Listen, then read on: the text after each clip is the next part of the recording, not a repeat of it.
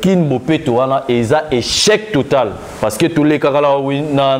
na nzela ozomona nanu échec nango ya liboso eza na bato wala bazokombolana ozomona eza travaux techniques bato wala baza protéger te ni na masque ni na casque ni na boot aza na voie publique ata signalisation moko te o akoki reposer po epesa ba chauffeur na biso maboma na attention que boleka wate oyebi ke na boulevard batuta mama moko azalaka na kin bopeto batuta e wana ce que ezalaka kin bopeto ya Kimbuta mais ya baye ya nzambe babondelaka aza pe pasteur mais lelo na ebisio ke pasteur akoma muto ya FCC akoti na kati ya corruption ya Kimbuta na Ngobila bakoti na idéologie ya destruction Kinshasa to sengi yo pasteur Godin Poyi démissionner continuer na yo kokosa bandimi na yo ndongo sambelaka kuna tikela biso Kinshasa ekomi bosoto Kinshasa ekomi na désordre Kinshasa ekomi na tracasserie alors na koyebisa likambo wenzo uti olobao est-ce que gouvernement ya Ngobila wenze wana ya pompage oyo libanais mukolo ezaka lupango ya mutu wana pendant plusieurs années voilà est-ce que ville na biso gouvernorat ya ville azangaki mbongo akokaki kosomba lupango wana po agarder wenze wana ou soit tongata parking lelo ndako oyo monaka na pompage oyo balibane batekaka wana eza espace public mais Kimbuta ya teki yango elongo na ba ministre ya ba urbanisme habitat ya mutema mabe place wana ezaki réservé pour na parking mais on comprend que na embouteillage auto yebaki soki batongi sotu mouton bako démolir yango mais ti lelo suite ezala yango mais c'est les journalistes ozomona ke makambo auto kotikela Ngobila tante faut ko yebisa ya sunga biso a démissionner yena un grand merci na ba très cher internaute il y a Info Plus merci na ba abonné fidèle na biso na ba nyonso yo ba mesana kota la biso puis nazo yebisa bino ba nyonso yo bo s'abonner na noter na Info Plus bo s'abonner massivement pour continuer ndenge botala ka biso bo continuer ko landa ba émission ba vidéo ba information nyonso oyo biso to mesana ko diffuser les bino na kubanda boete sans que na remercier ba yanga na sima caméra neko Elisampo à mon cordon à mon 2G mon papa Lukmani Mudingumba mon vieux Babimboli agence Badem Oversi o ezalaka soto zubilo wono to komisa et pas n'importe anda kunayo il y a kabo mwamba autorité morale ya bana chango joli mabeka mon konzaren katia mabeka la star Cayenne ya Maver de France petite sœur à moto malgré mais yo ebigara famille singa famille ezalaka ndengemo ezalaka ermo ebendani ermo bokaluji konde petit frère moto Rachid Nyongwa on a le baga merci na yo vraiment to solo la ande to solo la kiwana Goshi Goster to beta masolo ya mboka to beta na beta matali mboka to beta na président Junior Chimbalanga oyo azali président ya parlement debout pompage na yende to beta na ye masolo matali mboka to beta masolo matali IDPS ezotambola ndenge nini banungu nungu oyo tozoyoka par-ci par-là oyo peto monaki matinée politique au ezaki organisé na yé moko le CG Augustin Kabouya bango pe bazala ki wana ba intervenant ki pe to mekana no kobeta masolo wana na pesi président Junior bonjour. Bonjour monsieur journaliste. Bonne santé. Santé zam kitoko ndenge yo mo ozomona ke santé za pepele na ngolo nzambe tozo vivre tozali na kata RDC. Ndenge makambo ezotambola yo moko yebi ndenge makambo ezotambola to na ngolo nzambe toza na RDC oyo ezali pays na biso ndeko président Junior oyo soki tokoki kokota Angers mbala moko mboni mboka ezotambola mpona biso baye toza na pouvoir elongola mwana mboka Félix Tshisekedi Tshilombo mboka ezotambola kitoko bino mo boyebi mboka ngo na ezalaki vraiment na kati ya libulu lelo on peut dire que RDC est comme mboka est comme pays na scène internationale ezomona na que est comme déjà kobimisa mutu na ndenge ezalaka kala ki ezalaki ata eyebanaki ata te mais na minute oyo tokoki oloba ke mboka ezotambola malamu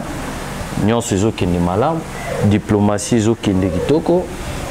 sécurité bino moko ozomona état de siège malgré tokolobela yango en détail mais en grosso modo tolobaki état de siège eza calme tozokende na social ndenge ozomona ke baministre na biso ya warrior bazolite mpona kostabiliser social ya peuple congolais donc en bref nakoyebi biso ke mpona biso bayeba eza na pouvoir mboka ezotambola kitoko pona bino baye bozana pouvoir mboko ezotambola kitoko président junior na landi lobby social eza malamu oyo tilelo oyo tozelaka ba produits surgelés ekitaka te oyo à quelques jours ya rentrée scolaire ba eni itilelo ba futama te oyo tilelo na campus kuna tozoyoka balobi na côté enseignement que ezaka eza université moko eza habilité ya ko organiser faculté ya médecine ezaka inikine babiloko wana soyo ba mboka ezokene malamu oyo tilelo yo transport en commun tilelo yo makambo embouteillage ici la raté oyo os ya prix tilelo yo ezosimba kaka te ville ya Kinshasa bosoto ezalika yango nde tozobandela bosoto ezozala kaka mboka ezotambola malamu po bino bozana pouvoir. Oui monsieur journaliste na biso ke mboka ezotambola malamu pourquoi parce que biloko nyonso utako tanga wana ezalaki biloko oyo ezalaki totalement par terre oyo ebandaki ofonctionne te oyo eloko moko te ebandaki otambola na régime passé ntango olobi makambo ya rentrée scolaire ezozonga sikoyo mais toza na gratuité tango tali gratuité oyo tango zolo ba ngamba gratuité ko kendaka te pour lelo bande ko ba otala biso ba gratuité ozo na ba école mususu bazoko exiger que ban il faut baza la 150 au délai à 200 pour kaka isa gratuité soki bana ba komi au délai pour mettre neto tolo ba mettre moi autant que ça ba onde nini ba bon muso ba na 20 ban o ba na 150 ba on va na ndenge ni bozo komiser la biso gratuité. Messieurs les journalistes, ngala koyebisa yo boye eloko ya liboso oyo ba parents ba sepeli na bandako ezali koyambana no gratuité wana parce que ebandaki ko peser na kati ya ba panier ya ménageur na kati ya ba programme ya ba parents. Alors du fait que parents moko azana 5 bana ana 6 bana akokaki peut-être parents ko dépenser plus de $2000 pour n'attendre sa bana na condition bien. Mais $2000 wana lelo ezongi na panier ya ménagère bako renforcer biloko rolia bakoki ko renforcer ba maladie ya bana tout ça makambo za ebele na ba famille déjà eza privilège mais concernant ba difficulté o ezotambola eza ba biloko o bometo mesanaka na ngote. Vous comprenez quoi biso makambo gratuité déjà Air Mobutu Marshal Mobutu azui makambo ya enseignement a pesi yango na ba école catholique pour bazwa ba para ba banda kozwa minerval en charge bazwa ba professeur en charge déjà eloko wana epezaki sur ba parents mais kotambola ba para ba banda ki kolela régime mibale uti koleka mutu mo tatikala kozwa solution biloko wana. Mais difficulté zanine difficulté eza ba conduit wana ba mesanaki ba préfet wana ba mesanaki ba tout même na kati ya ba ministère ba mesanaki déjà kozwa mbongo et pas ba parents tant to komana tena fait ba ko fixer ba montant kili fictif. Oh bana il faut payer ça mbongo kingani, il faut payer ça 300 francs, il faut payer ça 4000 francs. Koto le gouverneur de la ville a imposé prix naé. Koto EPST a imposé prix naé pour la participation. Biloko wana osuka boete na fait papa mabana ba futa 100 000 francs, 200 000 francs pour participer. Tango yana examen d'état, mais tango chef de l'état yé a lobby gratuité d'enseignement marambo nyonsu et kozala souté. Alors difficulté et kozonga directement na baeba mesana ki kozwa kanyaka na maboko ya ba parents ba komi ko dépendre na l'état mais est-ce que l'état azana ba structure na ya kindaka nango malembe pour azongisa professeur ou bien établissement nyonso na ba droit nango pe na ba devoir nango parce que difficulté on ezopesi. Mais na bosa inte mais c'est journaliste na mboka la biso toza susu na ba système ya ba tendance politique. bazozo ba tendance wana politique tozo kotisa na ba domaine nyonso ya vie parce que régime précédent oyo uti oleka ba kotisa ki politique na ba domaine nyonso o biso to comment okende même pour ozwa musala na vie faut za muto PPRD pour ozwa musala faut za muto FCC pour za na poste tel faut za muto ya tendance ya muto tel muto kingani alors biloko wana ebomaki oyo to bengaka administration ya l'état bato banda ko salela susu mibe côté mais babandaki ko salela ba volonté politique parce que tant mibe koye parce que ngana olobaki régime oyo elongola mwana mboka Félix basali miracle te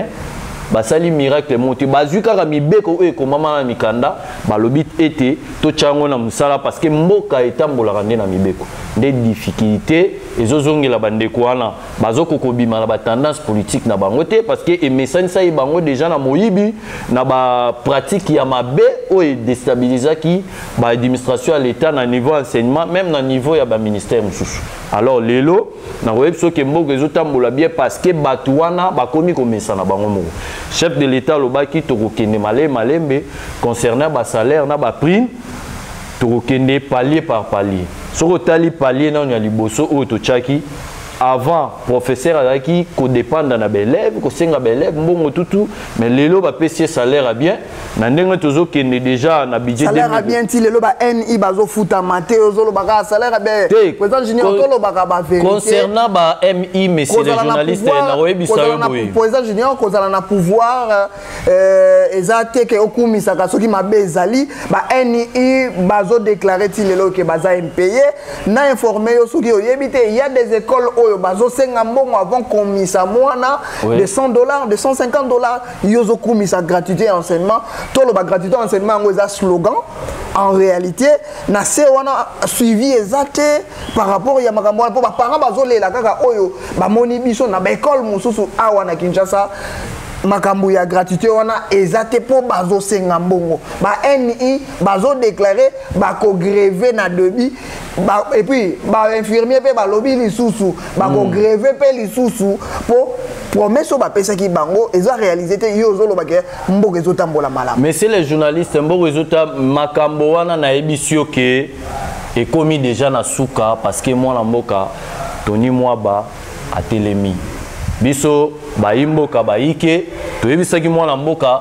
atelema pona alandela makambo wana na minute o inspecteur bazana terrain soki bakangi mutu moko ou bien préfet moko ou bien professeur moko aza ba pratique wana place na ezana makala parce que toloba ngo awa que na état de droit oyeye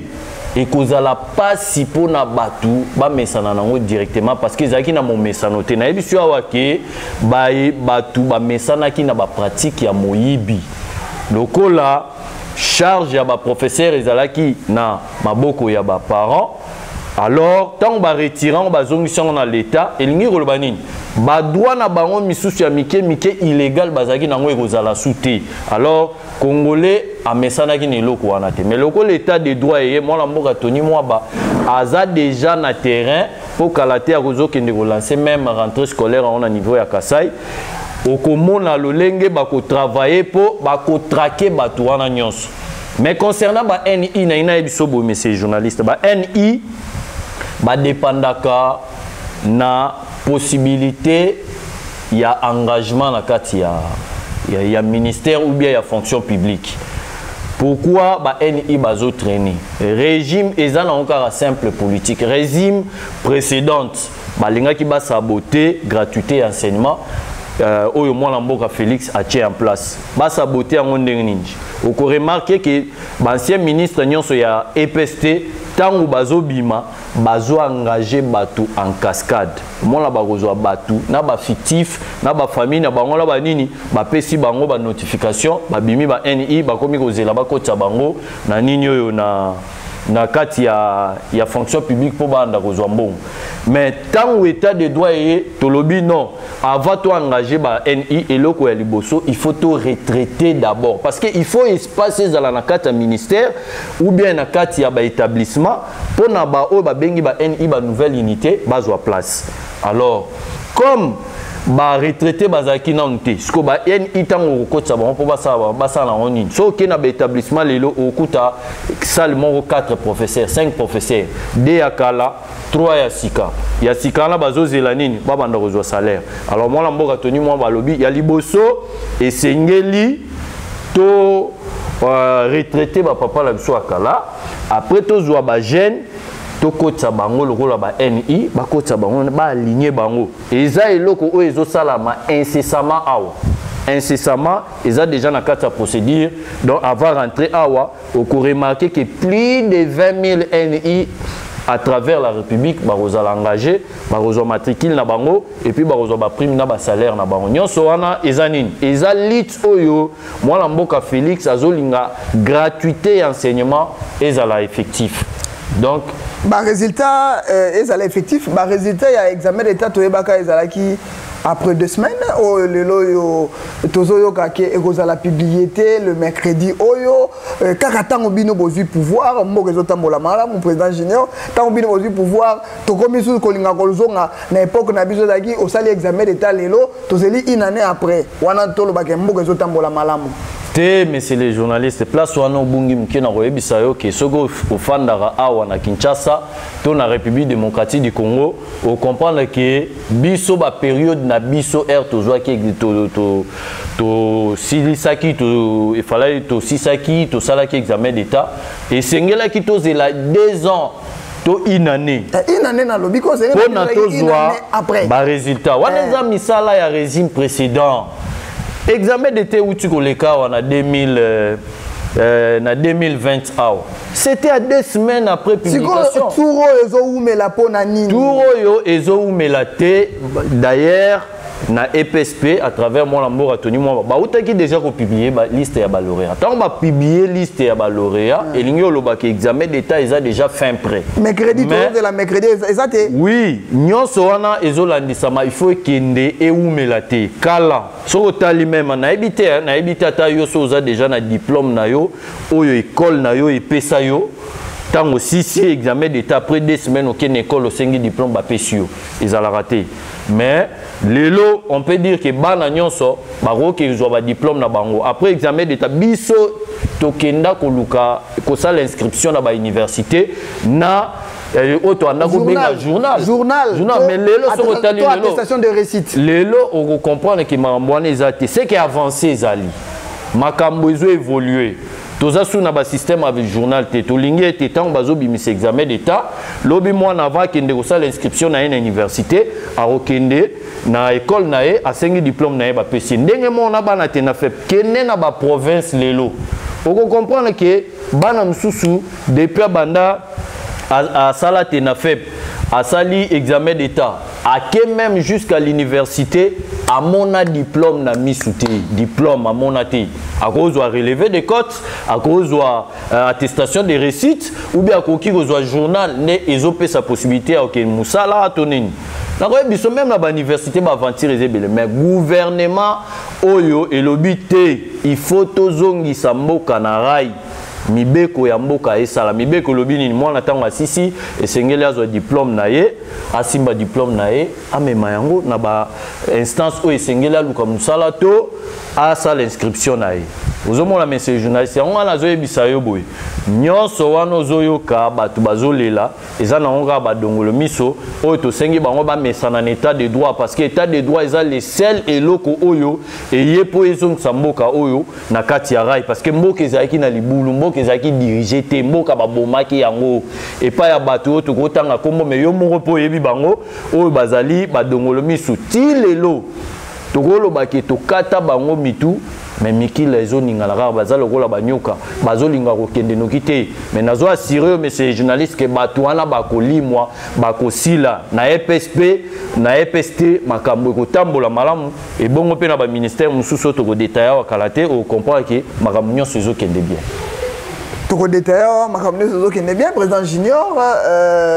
ville à Kinshasa boni état de droit au tozolo belakaka pana bino bat wana pouvoir mbokeza malamu Kinshasa bosoto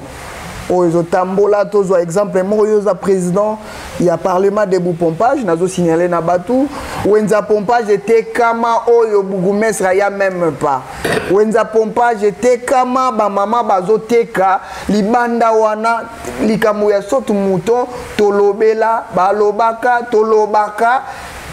bino bae bozo talela bozalaka wana bokoki kolobela batu ozolo bambo ezo tambola malamu soki ba risque ya ba mama wana oyo balongwe balongoli bango na wenze bazoteka libanda lelo. Messieurs les journalistes, on a l'habitude que tous ces gens-là vont s'habituer à l'état de droit. Baza obligé. Lelo, aux a la raison que le Bamayo, parce que biso na IDPS tous a clameur public. Biso na IDPS tout cracher sur mémoire et tiens sécurité. Tant que le réseau marché te to lo baete et lo wana réseau marché te. Na ko bandela wapi na eloko oyo autour lo baya wenze ya pompage. En tout cas, messieurs o babengi monsieur le gouverneur Gentini Ngobila azo décevoir bakinois makasi. Est-ce que bourgmestre oyazali mwana na bino IDPS apesa ka nini apesa ka compte rendu ya pompage pour to biso to kende kaka na gouverneur. Est-ce que gouverneur kakande aza habilité ya ko lekaka na ba commune na biso na ba quartier na biso to pesa ka faute? Non. Biso to zwa kiton ya koyeba makambo oyo ezouta wapi. Tokenda komona bourgmestre na biso Ngaliema mwana mboka Dieu merci Maïbanzilwanga tokenda komona ye to sololi tobi mais monsieur les bourgmestres makambo ezo marché te. To lakisie problème ya wenze, to lakisie problème à Foulou, to lakisie problème ya bambouteillage ya batracasserie. Ayebisu biso lobi bana mboka ngape naza limité. Soko yoki déjà bourgmestre azozo alo ba bongo ye mutu aza liboko, ye badaki na mutu makambo se baby. Donc na mutu na gouvernorat wana ozomona Ngobila oyo aza gouverneur de la ville azo salelo moroté azo décevoir chef de l'état biso baimbo kabaike tozalaka na kanda makasi ya monsieur Ngobila lokola ya ki pour ridiculiser pouvoir à chef de l'état na opé ce exemple il y a un gouverneur qui attend bolati ngala aza constructeur aza ingénieur na génie civil pe na travaux publics avant de lancer projet il faut uzala déjà na ba tout ba détail nango ça l'état de lié en tant que gouverneur ou luki investisseur soit ville yango moko et financer marché wana pour na kotonga wenzi mais yo kolamuka na tongo oye olobi faut tonga wenza sika obengisi chef de l'état o azali mokonzi ya mboka symbole de la nation obengisi un événement na yo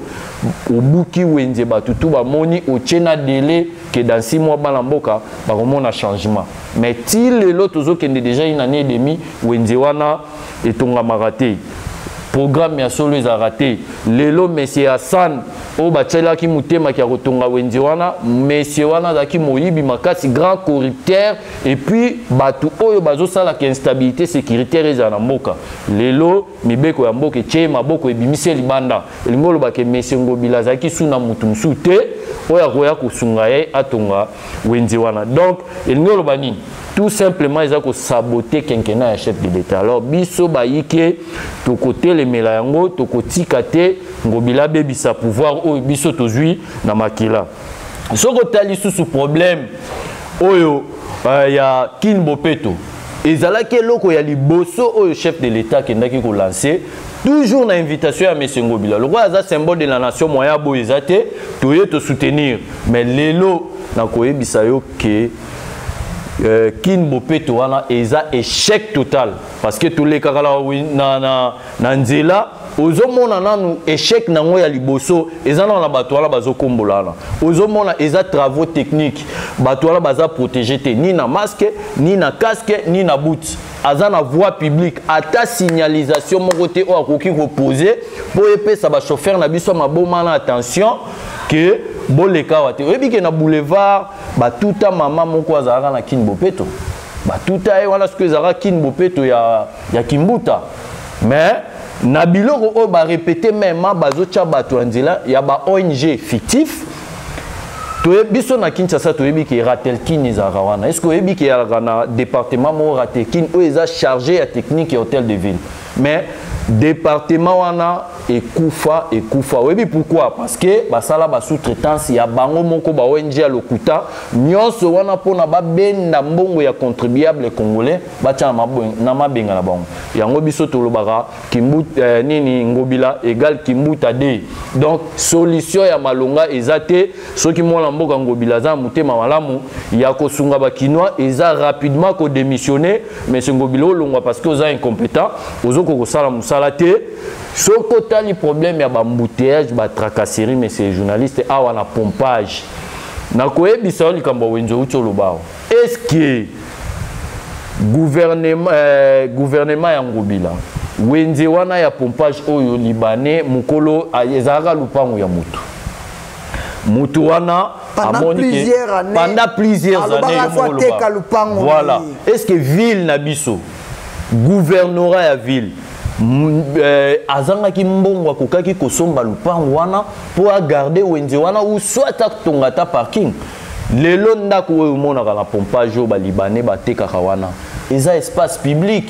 mais kimbuta ya tekiango elongo na ba ministre ya ba urbanisme habitat ya mutema mabe place wana ezaki réservé pour na parking mais on comprend que na embouteillage auto yebaki soki batongi sotu mouton bako démolir yango mais ti lelo suite ezala yango mais c'est les journalistes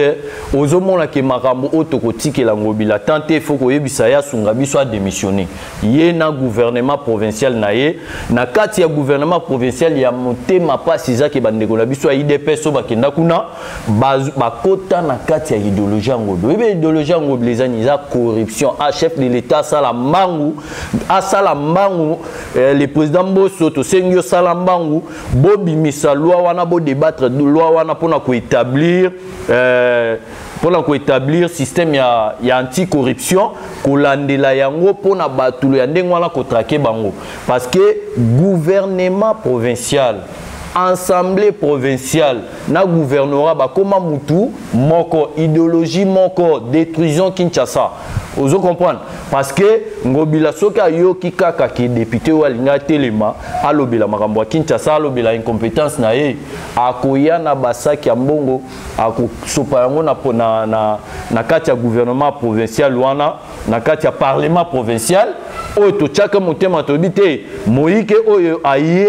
na kati ya gouvernement na kati ya parlement provincial azali moko ya baye ya nzambe babondelaka azali pe pasteur mais lelo na ebisio ke pasteur akoma muto ya FCC akoti na kati ya corruption akimbuta na ngobila bakoti na idéologie ya destruction Kinshasa tosengi yo pasteur Godin Poyi démissionner continuer na yo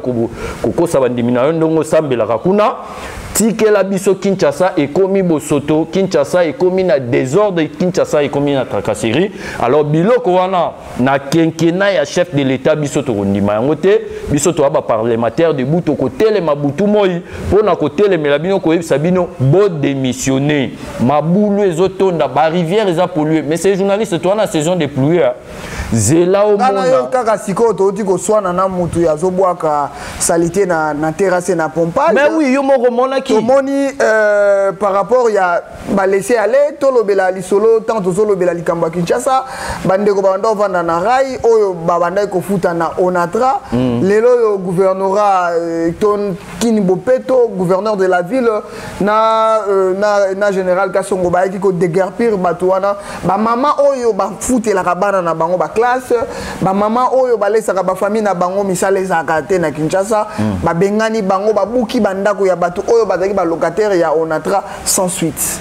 bino bozotala eloko wana etant que bino bobi bolobi boza balobeli ya peuple bozotala dossier wana oba mama tilelo bazolela na magasin kitambo yango na zo métier journaliste marambo yo eza misala ya état de droit état de droit ezokipe te ezozwa population ezozwa bakonza mboka lokole kozwa ngobila wana kala te parce que tozosenga Gilles Alingete akota na ba assemblée provinciale wana akota imagine toi ba député provincial baza 8 mois impayé oyoka kiango baza 8 mois impayé mais ba vivre la mituka kitoko bala ba condition bien vient à biso balabala azo kabola ba cadeau azo sala déjà campagne na ye partout au tebisi déjà que biso na IDPS to voter parce que ozo salela na yo Kinshasa musala te na vie na biso Peter Kazadi. Oyebi pourquoi? Parce que balobela kana bango Kinshasa te bakoma ba mi ngobila ko sekana eloko ngobila intimidaka bango na okangisa bino na osala bino boye amema na pasteur Godempo ya mema ba misusu na justice ba député ba buka mapeka le roi pe salaire ezo bimate moyen ba les ate. Mais concernant makambo wana soko landeli bien na régime passé à Kimbuta okokuta kie na kati ba chef de quartier pour avant ba teke la mutulupango. Il faut que les chefs de quartier bazarana. Les chefs de quartier va dépendre de nani. Na gouverneur na ville, va dépendre de la ville province. Il y a Kinshasa, où ils sont dirigés par Kimbuta. Même Bangobila, où ils sont landeli na makambuana na bango pe bazala kati. Mais loko là en complicité na ba ministère mususu urbanisme et habitat, les asu na ba ministère mususu oezo landelana et pesa batuana ba biloko wana illégal. Même ba terrain wana moni batunga tunga lelo ya rai. Soko landeli ba DG ya onatra bango moko ya SCPT. Bango moko bateka bazwana ba parcelle wana bango moko après bateke longo ba individu mais ba yebaka teke tant mo ke ko changer to roya na projet ya kotunga ba benga ngo ko tia ba métro na kata ville parce que métro rai wana ezala ki elongo ya aéroport ti na Carrie Grèce. Vous comprenez? Mais lelo même au Kolongwa Carrie Grèce, tu attends qui tambo izara souté. Banama bende bateka na bango. Banama bende bateka pour une incompétence en Ngobila na ba ministère, na ba ministre oyo bazaki motema mabe. Na ebisio awa monsieur les journalistes. Mama bende wana eza bandakala. Yango ngana zo ebiso ke Kimbuta égal Ngobila, Ngobila égal Kimbuta eloko moko yo changer te. Baza batu moko, baza mutu moko. Soko landeli bien na kata ville à Kinshasa lelo, babilo lokola ba nini o basangisa mbongo ya Kinshasa o banani DGRK Kimbuta rolandela Kimbuta na même mise na kati azwaka ba pourcentage ti lelo parce que oh non yende muto a créer eloko wana et créer eloko wana bozwaka taxe ya DGRK bozwaka ba taxe belé à l'état bolongwe bozwi ba taxe ya mituka bozwi ba taxe ya ba moto mais lelo Kinshasa ezanini ba taxe nyonso wana kendaka wapi mais c'est Ngobila faut sabiso jila lingete kota kuna na kati ya gouvernorat provincial o meke mpe kotala makambo ezolekana eza ya malamu te soko ke otala na kati ba mama la biso bazomela ba poussière tongo pourquoi pona kokombola biloko wana baza sécurisé te mais totuna mama moko boye alobi bafutaka bango $100 na ba divisé par 3 na ebité après 3 mois après combien sikoyo soko tali même na tango Kimbuta ba mama ba marcha 8000 par jour mais transport ezaka wana makolia na yo ezaka wana onga na yo kaki quelque part na mutumo wazo sala kuna to réservé pour egosala malamu te mais eza 8000 francs par jour transport noka yango wana et puis alimentation beka na 8000 wana otoyoka ki yango donc ngapena monsieur journaliste ya kolobeza te mabeza makasi na ville province à Kinshasa tosengi monsieur Ngobila malembe nyonso démissionner yona pasteur Godempo ibo démissionner parce que bozo sa musala kitoko te bana Kinshasa bazo sepelate balingi bino souté biso na pompage to lingi bino souté tosengi bo démissionner Ngobila lokola mutu tozala problème na été za la pasteur Godempo mais système na bino botie na kata ville à Kinshasa oyo ezo bénéficier te na bana Kinshasa mais bénéfice ezaka ya mabenga la bino tosengi bino na kombo ya Nzambe bo démissionner parce que biso ba yiki tonito zo maboko tonito zo makambo wana na maboko po to ko bimana nzela to ko tikila bino tate to ko yebisa bino bo démissionner parce que Kinshasa va mal en tout cas ba député provincial bo tchana bino moté maté soki bo changer te ke ozala ya IDPS ozala ya wapi ba ko voter lisusu surtout biso na pompage to ko préparer batu na biso pona to sala o ba bengaka rajeunissement ya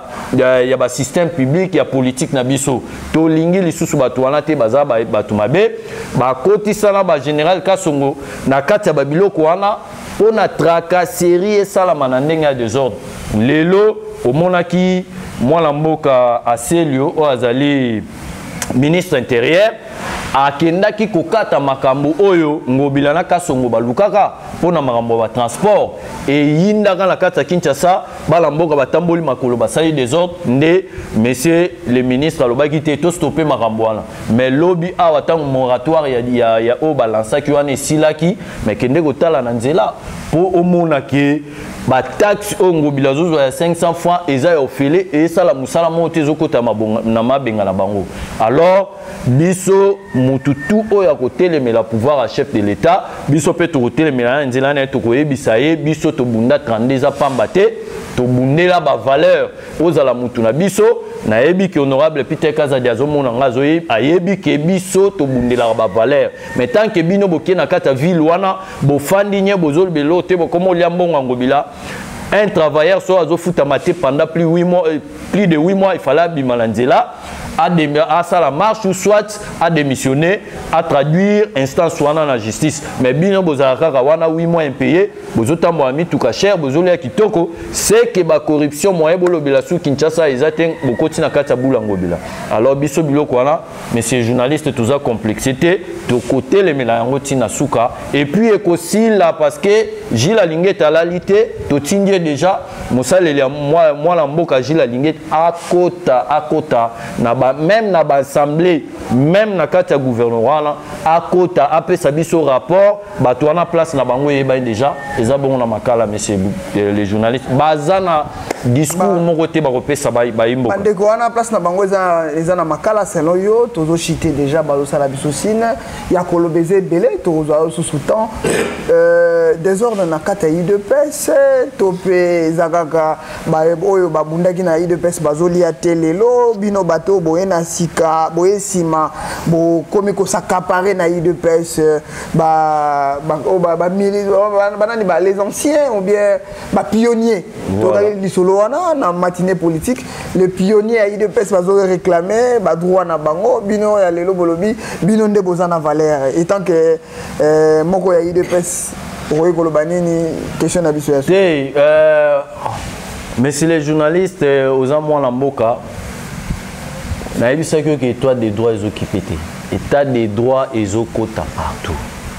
oyo ezoleka lelo na IDPS c'est bien qu'ils ont makambo sain ya famille moko matata ezangaka te mais na koyebi so tout simplement que eza motema mabe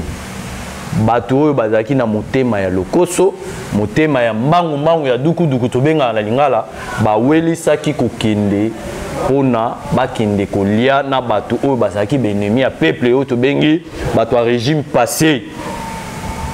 na kopesa yo exemple bato tous les lo bazo se réclamer bazobi baza ba pionnier il faut ba respecter ba test à IDPS eza bato ba travailler na Kabila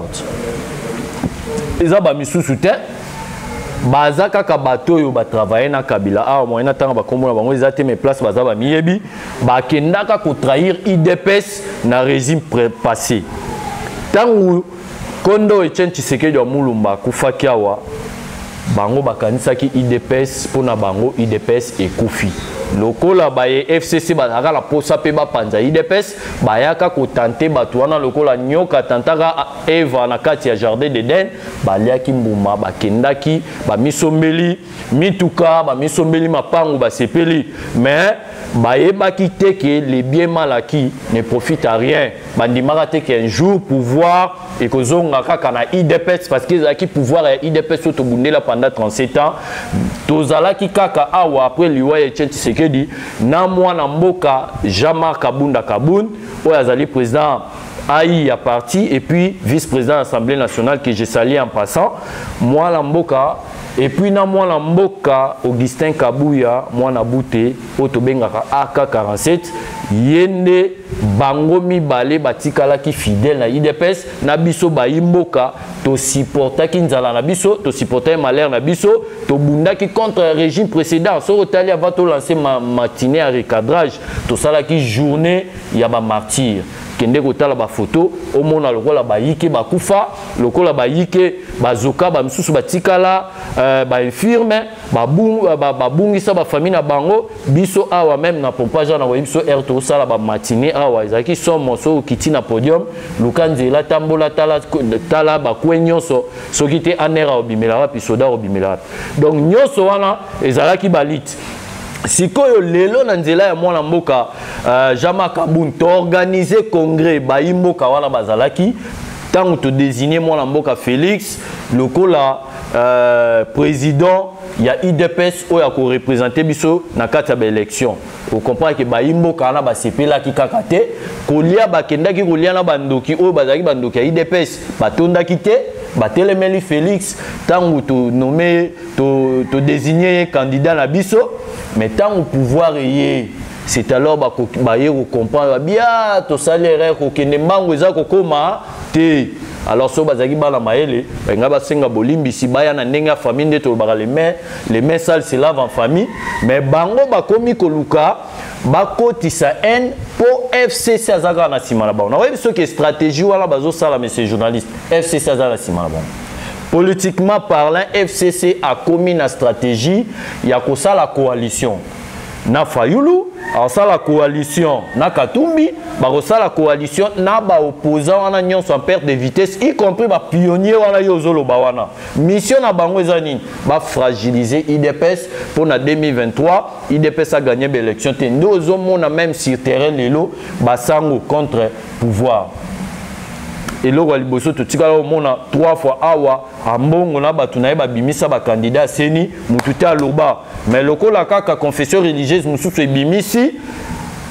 lokola monopole elingo loba lokola monopole ya kobimisa ba confession religieuse ba candidat ya seni ezala kaka na confession religieuse moko o ba bengi senko nyonso wana eza misala mabe ya bato ya FCC et si toyebi yango ba pionnier wana o bazo se réclamer ba pionnier wana ba kokokate ba kokokelo moko te biso ba yike to ko soutenir mwana mboka AK47 Augustin Kabuya to ko soutenir mwana mboka Jama Kabunda Kabun ba ko simba mboka oyo ba ko simba IDPS ndenge tozo kende suna ma 2023 to ko gagner sous l'élection déjà ngala biso déjà que naza candidat ya lukunga poto kotike la batu tante tout oyo nazo biso makambo ville province à Kinshasa pourquoi pas biso to mema expertise na biso na kata ville à Kinshasa poto to ya ko améliorer façon ya ko conduire ville pour ville zonga pena na ndenge ba benga ngo Kinshasa la belle pour les lieux comme Kinshasa la poubelle. Donc biso déjà tous aba candidat awa tokotike la mutute bonga tokotambola ti tokomema mboka na 2023 to gagner élection et puis to gagner majorité na kati ya parlement pour tout yo quinquennat ya chef de l'état ezala exécuté à 100%. Ezala exécuté à 100%. Dernièrement nayo par rapport à l'entretien d'Abisso Alelo, tu as dit que tu as sur la moitié de na émission Moussousou dernièrement nayo pour na émission d'Abisso Alelo. Dernièrement nga monsieur les journalistes na lingi na ebisa bato catholique total en face bino boza batu oyo basambela bakambaka bandimebele na l'église na bino botika makambo oyo bozo sala ya tribalisme. Botika kozala na candidat na bino na poche aussi bombi po boya ko imposer biso kwa candidat na bino même so to che candidat na bino na suka nango boya ko loba élection za triqué élection za marché te moi la mboka Félix Ayibi donc biso biloko wana to lingi yango te to sengi pe na président Mbosso na mibeko il faut tambusa nde mibeko ya mboka yokutu ozano oba bengaka manager te ou bien ozana yo mutu oyo akendo kabola bitumba ba confession religieuse te yo zawana potambusa mibeko ya mboka bango ba confession religieuse balobaki charte na bango elobi majorité nde bimisaka alors lelo majorité ya si confession ba bimisi mwana mboka kadima yo président ya assemblée musana yo zaka ko entériner to sengi yo temps ici lekebele to boyi boya kozwa glissement oyo bango bazoluka ba attribuer na mutu ya mwana mboka Félix to boyi yango ba entériner mwana mboka oyo isi abimi Denis Kadima to kokisa les 15 membres ya bureau ya Seni misolo eza déjà eza koluka te mwana mboka Nicolas Kazadalbi misolo ezali lobi pe to mona ke espère à Union européenne bazawana balobaki bazala misolo na bango bazoluka ba appuyer ba élection eloko ya kobanga eza te soki bozala posa ba élection botika ba bimisa mwana mboka Kadima oyo azali déjà désigné ba confession religieuse. Comme ça, l'élection est en 2023. Mais tant que nous avons bloqué boluka ba dialogue to ça bino de que awa makambo ba dialogue c'est si là parce que ba dialogue tout ça là on mbala et même biso pas été gouvernement légitime les autres travailler donc en 2023 to bimsa gouvernement mususu to bimsa ba président mususu mais so bo bloquer glissement bon moni est-ce qu'ils ont un problème à chef de l'état botant la constitution bien bo comprendre que glissement na ils ont profité nango na binoté ils ont salé le remonter to sengi bande gonyo so ba bongola mutema ba mesana en état de droit ici mboka ici bimina libulu communauté internationale yé moko muto liboso bongola mutema poto monaki yango na New York ndenge nini bayaki kokima mbango monsieur les journalistes baya kuyamba mwana mboka Félix basenga ye ndenge nini faut baya ko investir na kata mboka wane ko za be mission to kolobela sur économie to kolobela sur sécurité to kolobela sur la politique générale na ndenge mwana mboka Félix Tshisekedi azotambusa yango mais c'est le journaliste ya mukia koloba yango wana. En passant, on a pesi batunion son beauté, bah et tout travail là-bas on a pompage, président Vasco Azawana, to pesi président Pati Mbote, to pesi ba imbo kanyon so balandarabiso ba la pompage, boye ba déjà que ba président Labino baza côté lema ba ko kamba bino tina suka po sikoyo na 2023 pompage est créé ba leader bobo sanate nde tolobaki que création des leaders et zarara biso moroto se prendre en charge ndenge Tshisekedi wa mulumba ebisaki biso. Merci Wanezalaki, président junior, Oazali, président et parlement debout pompage. On rappelle aussi sa beauté. Sans qu'il y ait remercié Bayangai, Nassima Caméra, Nekoeli Sampo. On rappelle aussi président Vasco Chamala, Bambotene, Belé, Oaza, partenaire privilégié. Donc, héros dans l'ombre, Toloba, Amingité. Merci vraiment à Nayo, à l'assistance Nayo, et puis à mon papa, à mon 2G, à mon cordon, Lukman Moudingou, à mon vieux Babimboli, agence Badem Oversi. Yakabo Mwamba, autorité morale ya Banachango, Rachid Nyongwa, Korega, Goshi Goster, Ravel Boenga, Emmanuel Moussafou, ya Nathalie Mpaka Ngoma. Bo s'abonner massivement na Info Plus, tout un numéro Moussoussou. Bye.